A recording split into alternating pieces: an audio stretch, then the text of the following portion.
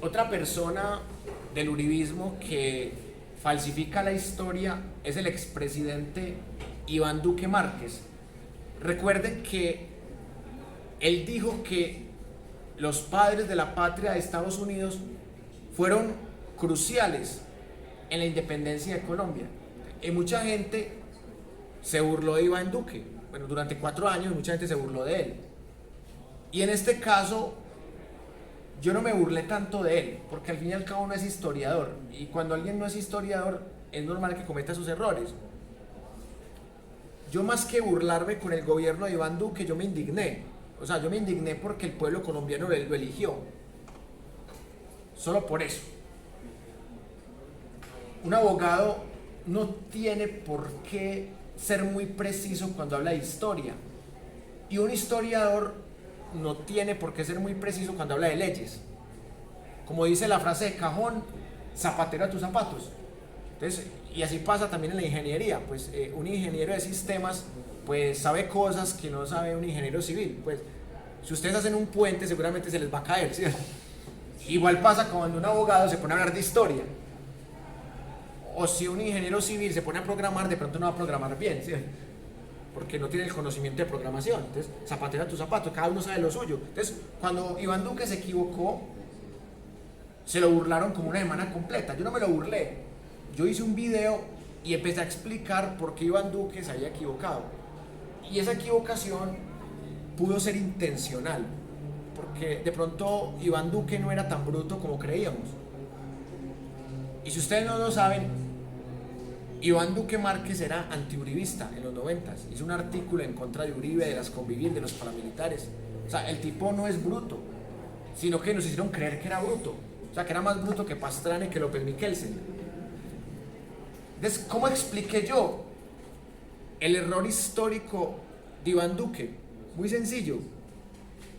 ¿En dónde fue educado él? En Estados Unidos. ¿Y qué historia enseñan en Estados Unidos? Enseñan que es que los gringos son la panacea.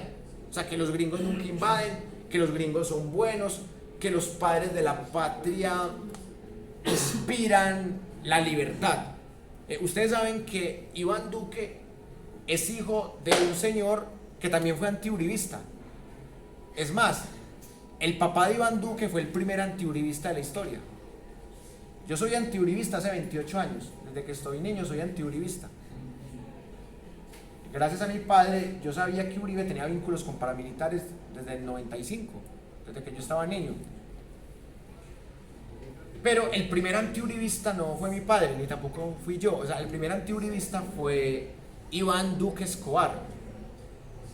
Porque Iván Duque le hizo la vida imposible a Álvaro Uribe. Porque le dijo, oiga, señor Uribe, ¿usted por qué le está dando licencias a narcotraficantes para que transporten cocaína? Y entonces dijo Uribe, ¿cuáles narcotraficantes? Es que el señor Cardona. Es que no. El señor Cardona es un hombre de bien. ¿No? Y siempre que Uribe dice que un hombre es de bien, es un hombre de mal. Pasó con María del Pilar Hurtado, con Jorge Noguera Cotes, con Narváez, con Mario Montoya, con Rito Alejo del Río, con André Felipe Arias, con Sabas Pretel de la Vega, con Diego Palacio. Pasó con un montón de gente. Entonces, no, Cardona es un hombre de bien. Pero ¿cómo así que es un hombre de bien? Si sabemos que desde los 70 es narcotraficante. ¿Cómo un narcotraficante va a ser un hombre de bien? Entonces, ahí fue cuando a Uribe lo empezaron a investigar. Y por eso es que lo destituyen. O sea, cuando Uribe se vuelve alcalde de Medellín, dura como 3 meses como alcalde de Medellín y lo destituyen. Porque el presidente Belisario Betancur se da cuenta a través del gobernador Iván Duque Escobar que Uribe es un narcotraficante que está metido ahí. Entonces hay que sacarlo de acá. Y lo sacan. Y Uribe inventa en su autobiografía, el 2012, No hay causa perdida, que él renunció a la alcaldía. Él renunció porque la guerrilla lo tenía amenazado. Yo decía, este tipo renuncia por miedo a la guerrilla, pero no fue capaz de renunciar a la aeronáutica civil por miedo a los narcotraficantes, porque trabaja para ellos. No les tenía miedo, o sea, Uribe le tenía miedo a la guerrilla, pero no le tenía miedo a los narcotraficantes. Qué curioso, ¿sí? Pero el hecho es que Iván Duque Escobar seguramente le enseñó a su hijo quién era Álvaro Uribe. Y su hijo hizo un artículo criticando a Uribe en los 90. Pero ¿por qué su hijo se volvió títere del enemigo de su padre? Porque la vida da muchas vueltas. Porque Iván Duque fue un niño rico, su padre fue el gobernador de Antioquia. Iván Duque fue un niño rico de cuna, educado especialmente en Estados Unidos, y por eso Duque defiende a muerte al imperio de Estados Unidos. Por eso cuando se hablaba de la guerra de Ucrania, Duque decía que los rusos eran los malos y que los ucranianos eran los buenos, y que por eso había que apoyar a los ucranianos. Petro está neutral, él no apoya ni a los ucranianos ni a los rusos, ni a los gringos tampoco. Él tiene sus negocios con Estados Unidos, pero él sabe que Estados Unidos hay que tenerlo en el bolsillo, no se puede tener a Estados Unidos de enemigo, pero tampoco quiso mandar armas para Ucrania. Entonces, cuando Iván Duque cometió ese error de decir que George Washington y compañía habían sido importantes en la independencia, él lo decía por la parte ideológica. O sea, porque estos tipos que aparecen en los billetes leyeron a George Washington y leyeron la Revolución Francesa, no solamente la independencia de las 13 colonias americanas, leyeron la rebelión de los comuneros, leyeron la filosofía ilustrada. O sea, Duque lo decía por eso. Pero lo que no sabía, y que quizás todavía no lo sabe Iván Duque, es algo muy sencillo, que usualmente lo sabe quien estudia con rigor la historia, que los Estados Unidos vivían agradecidos con el Imperio Español, porque el Imperio Español, al igual que el Imperio Francés, les ayudaron a independizarse del Imperio Británico, porque recuerden que esos tres imperios han sido enemigos. El Imperio Británico ha sido enemigo del Imperio Español, y no solamente por temas geopolíticos, también por temas religiosos, porque el Imperio Británico es protestante y el Imperio Español es católico, al igual que el Imperio Francés. Entonces, usualmente ha sido como una guerra, sobre todo del Imperio Británico contra el Imperio Español y contra el Imperio Francés. Por eso, cuando las 13 colonias británicas se independizaron del Reino Unido, lo que conocemos hoy como el Reino Unido, España le ayudó a los gringos. Entonces, ¿cómo España iba a ser traicionada por Estados Unidos para que ayudaran a independizar a lo que hoy día es Colombia, Venezuela, Ecuador, Perú? Realmente no tiene sentido. ¿Por qué el Imperio Británico mandó 6.000 mercenarios que ayudaron a Simón Bolívar y a Santander a derrotar a los españoles? Porque el Imperio Británico quería desquitarse del Imperio Español. Entonces, claro, esos desgraciados, por culpa de estos desgraciados, perdimos las 13 colonias americanas, o sea, lo que hoy día es Estados Unidos. Entonces, como estos desgraciados nos hicieron perder territorio en el siglo XVIII, ahora vamos a hacerle perder colonias, para que pierdan estas colonias americanas. Entonces, los que fueron cruciales en la independencia fueron los británicos. Y por eso el 82% del comercio queda en manos de los británicos. Los gringos, como imperio naciente, no fueron cruciales en la independencia de estas tierras.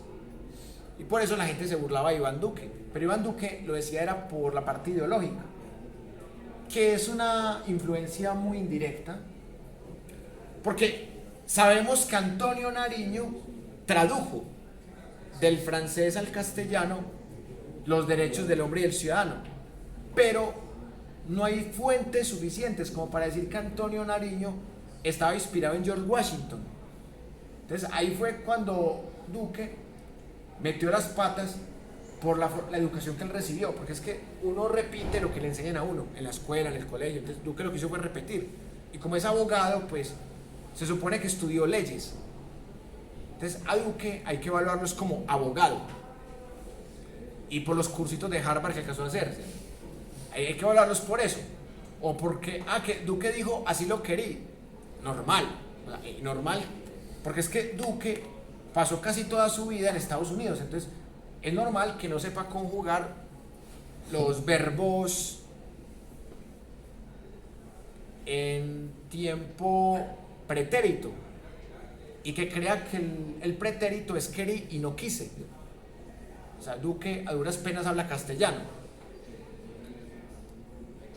Entonces, la hipótesis que yo tengo es que Duque no es tan bruto como creíamos. O sea, yo sé que le hicieron muchos memes y todo eso, pero Duque está ahí porque le convenía, incluso contradiciendo lo que le enseñó su padre. Su padre le enseñó a odiar a Uribe y él terminó amando a Uribe. Entonces, traicionó a su padre.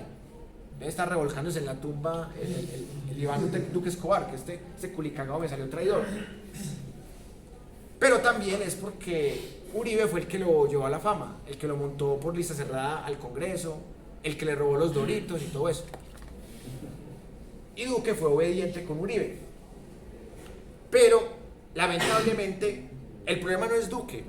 El problema es que alguien como Duque haya sido presidente, y el problema es cómo la historia se falsifica con ese tipo de premisas.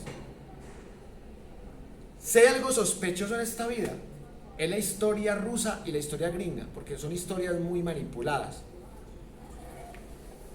Vamos a hacer un ejercicio con este libro, para que ustedes vean cómo se manipula la historia. Solo les voy a mostrar pequeños ejemplos sobre la supuesta independencia. Por ejemplo, cuando hablan de este tema de Simón Bolívar y Santander y de la República de Colombia, o sea, ellos cuentan todo, pues cuentan la pelea de centralistas contra federalistas y que Camilo Torres representaba a los federalistas y Antonio Nariño a los centralistas, y hablan de cómo se lograron los triunfos en la batalla de Boyacá, en Carabobo, en Pichinche, en Junín, en Ayacucho y todo eso. O sea, cuentan como una historia heroica, pero realmente cuando definen los conceptos se nota de una el sesgo. Por ejemplo, cuando dicen la expedición pacificadora, o sea, es absurdo. O sea, eso no fue pacificador, eso fue sangriento. Esa fue la expedición de Morillo, de Pablo Morillo, el mismo que ordenó fusilar a Policarpa Salabarrieta, al Sabio Caldas, a Camilo Torres Tenorio, a Acevedo y Gómez, Antonio Baraya, Custodio García Rovira. O sea, todos esos fueron fusilados por esa misión pacificadora. Un pacificador no fusila, un libertador no es genocida, un gran colombiano no tiene la peor cifra de falsos positivos en la historia. O sea, hay cosas que se desmienten con hechos. Pero, así como son imprecisos con los españoles, también son imprecisos con los héroes patrios. Por ejemplo, cuando aquí utilizan el concepto de ejército libertador, de una se ve el sesgo. Porque estos mismos que dicen que la guerrilla son terroristas, los de las FARC, los del ELN, los del EPL, el M19, los mismos que dicen que los guerrilleros son terroristas, aquí están diciendo que la guerrilla de Simón Bolívar y de Francisco de Paula Santander es un ejército libertador. Diario Conservador, el colombiano, uribista, de extrema derecha. Y ¿saben qué es lo curioso? Que la extrema izquierda también dice lo mismo. Usted lee cosas del M19, de las FARC, del EPL, del ELN, de la guerrilla Quintín Lame, que era una guerrilla indigenista. Cualquier guerrilla de extrema izquierda, cualquier ejército de extrema derecha, sea legal o ilegal, dice que esto fue un ejército libertador. Esto también fue una guerrilla, y fue una guerrilla más genocida que muchas guerrillas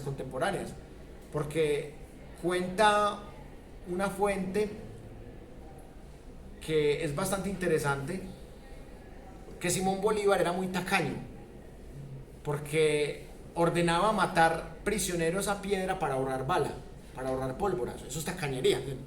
Bueno, aparte pues de ser un genocida, era tacaño, bastante cuestionable. O sea, yo no entiendo cómo un libertador, cómo un padre de la patria puede ser tan sanguinario. Y tampoco entiendo cómo la extrema izquierda y la extrema derecha pueden decirle a esto ejército libertador. Eso eran terroristas. Eran terroristas. Y ya existía el concepto de terror de la Revolución Francesa. O sea, ya se les puede llamar terroristas porque no es anacrónico. Pero ustedes ven la historia de Venezuela. Hugo Chávez también llegó con este discursito. Hugo Chávez que no, que Bolívar, que Bolívar, que Bolívar. Hugo Chávez con eso se los trajo de calle. Y el uribismo también. Y lamentablemente Gustavo Petro también cae en esta trampa. Gustavo Petro habla maravillas de Simón Bolívar. O sea, eso es lo que más le critico yo a Petro. Pero Petro es economista. Así como no juzgamos a Duque por ser abogado, y como no juzgamos a Uribe por ser abogado, tampoco juzgamos a Petro porque Petro es economista. O sea, Petro sabe cosas de historia y cosas interesantes, pero Petro no es historiador. Por eso es normal que Petro también cometa imprecisiones, como las comete Duque, como las comete Uribe, como las comete Paloma Valencia. El problema es cuando esas imprecisiones nos llevan a decir estupideces. Y aquí quiero rematar este punto con María Fernanda Cabal, la próxima presidenta de este país en 2026. No, mentira. No. Bueno, solo quería dañarles la mañana un ratico, pero ya. No, retiro lo dicho. Bueno, la próxima Rodolfo Hernández, pues, para de 2026. Esa va a ser la candidata del uribismo, si no la meten a la cárcel, porque está metida en unos escándalos de parapolítica, de apoyos a grupos neonazis, y está denunciada por unos audios que la comprometen con el cartel de Cali. O sea, pilas que Paloma Valencia puede terminar en la cárcel. Y va a tocar hacer lo mismo que su jefe, renunciar al Congreso para que no la juzgue la Corte Suprema de Justicia y caer en manos de Fiscalía. El problema es que en febrero se acaba la Fiscalía de bolsillo, probablemente. Así que muchos uribistas van a ir a la cárcel. O sea, es más, graben esto, y en 2 años me lo muestran, y si me equivoco me dicen, bobo hijo de puta, pero si no me equivoco me dicen, hey, profe, vos tenías razón. Vos tenías razón. Vea, con la nueva fiscalía van a ir a la cárcel muchos uribistas.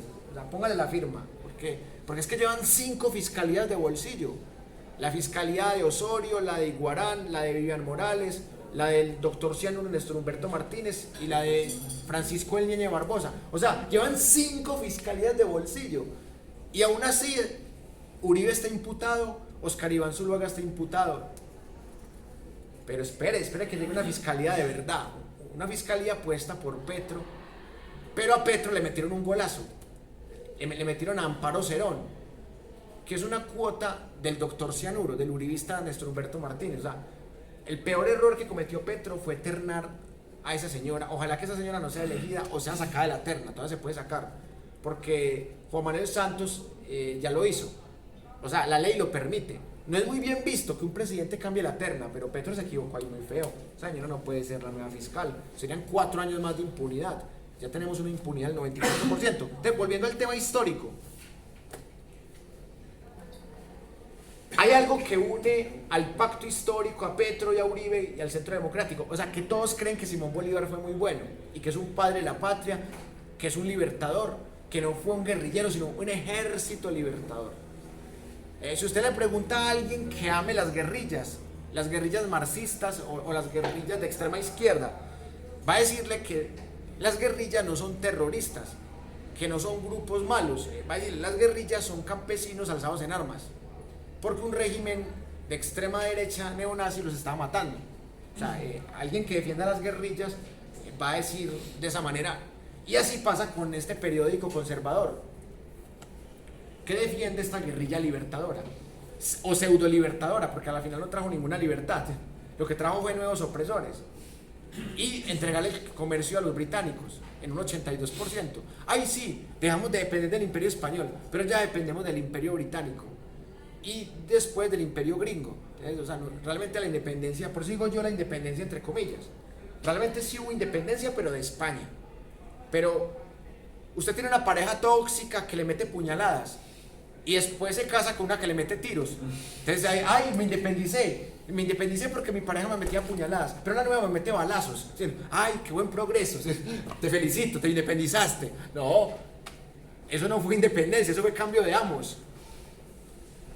Es que Estados Unidos ha hecho con Colombia lo que le daba la gana. Y en el siglo XIX el imperio británico hizo con Colombia lo que le dio la gana. O sea, esos 6.000 mercenarios que mandaron para la batalla de Boyacá y para la batalla del Pantano de Vargas no fue casualidad. Otra cosita muy interesante, que acá sí le doy la razón al periódico El Colombiano. Dice, la época del terror. Claro, el señor Morillo trajo terror. Aquí sí dijo lo correcto el periódico conservador. Pero es muy contradictorio porque, miren, si ustedes leen la página 21, dice, la expedición pacificadora. Entonces, o sea, yo no entiendo cómo una expedición pacificadora se convierte en una época de terror. O sea, eso no tiene lógica, eso se contradice. Debió llamarse la expedición terrorista española y la época del terror de Morillo. Ahí sí había coherencia. Pero yo no puedo decir que algo es pacificador. O sea, yo no puedo decir que una guerrilla es pacificadora y después decir, es que esa guerrilla del ELN es pacificadora, pero también es terrorista. Pues eso no tiene lógica. O es terrorista o es pacificadora.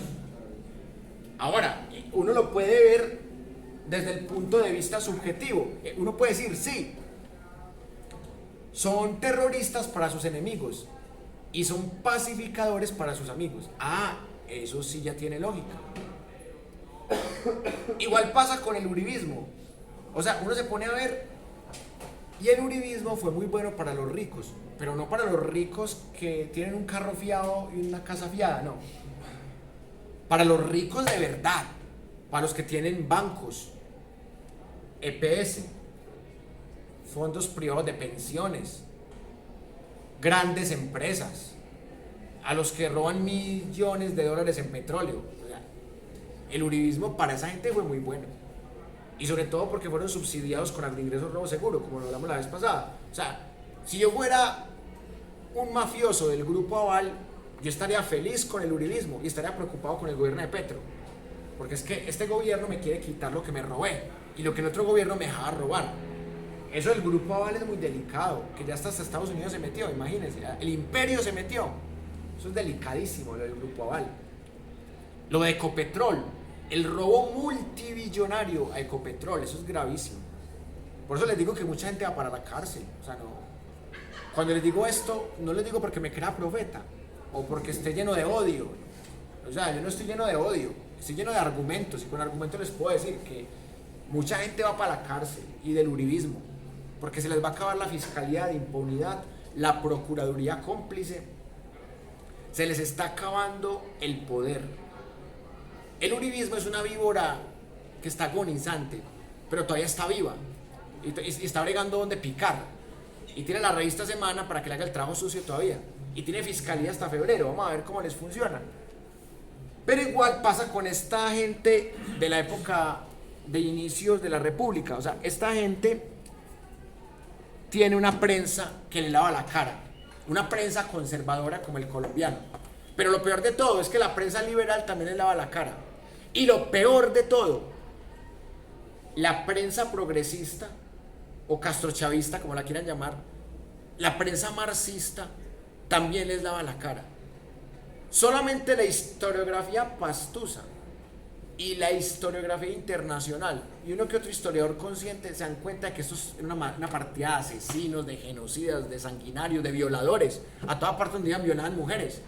¿Cómo vas a llamar libertador a un violador de mujeres, a un tacaño que mataba a la gente a piedra para ahorrar bala? Eso no es ningún libertador, hombre. Aterrizada, ¿cierto? Pero lo peor de todo es que es un cuento metido por todas las ideologías La Iglesia Católica también, que ahorita le vamos a dedicar un capítulo especial a la Iglesia Católica, que ha sido partícipe en 8 de 9 guerras civiles. Bueno, aunque realmente contemos nomás 8 guerras civiles, porque la primera fue prerepublicana. Fueron 8 guerras civiles y la Iglesia Católica estuvo metida en 7. Y ya para terminar este punto, miren, se supone que una república es algo libre, es algo en donde todos somos iguales ante la ley. Eso es una república. Pero yo les digo a ustedes, ¿será que todos somos iguales ante la ley en pleno siglo XXI? Si todos fuéramos iguales ante la ley, varios expresidentes estarían presos.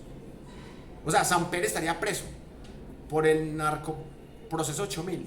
O sea, ¿por qué Samper no pagó cárcel? ¿Por qué Uribe no pagó cárcel? ¿Por qué López Miquelsen no pagó cárcel? Porque hay una impunidad para el ladrón de cuello blanco, para el genocida de cuello blanco hay impunidad. Entonces, ese cuentico es que no, es que somos una república democrática y liberal y somos un estado social de derecho con libertad de cultos. Pura mierda, ¿no? O sea, está muy bonito en el papel, pero en la realidad eso no se aplica. Por eso yo me cuestiono mucho el tema republicano. Y lo voy a seguir haciendo con argumentos y siempre mostrando diferentes textos y fuentes